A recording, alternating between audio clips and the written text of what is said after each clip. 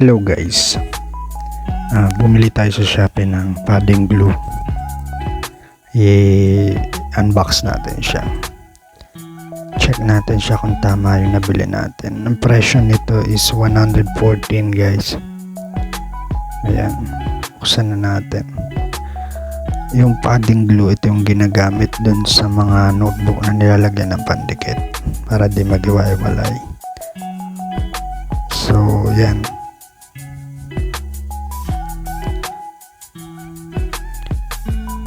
Buksan na natin. So, napansin ko, maliit siya. Maliit nga siya, guys. So, 114 siya. So, dahil first time natin bumili. Yan. Check natin kung nakasil talaga. Padding glue. May color white yan. Pero red yung binili natin. Tingnan din natin kung nakasil sa loob.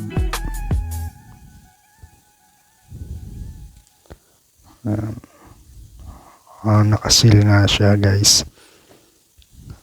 Mukhang safe naman siya, no?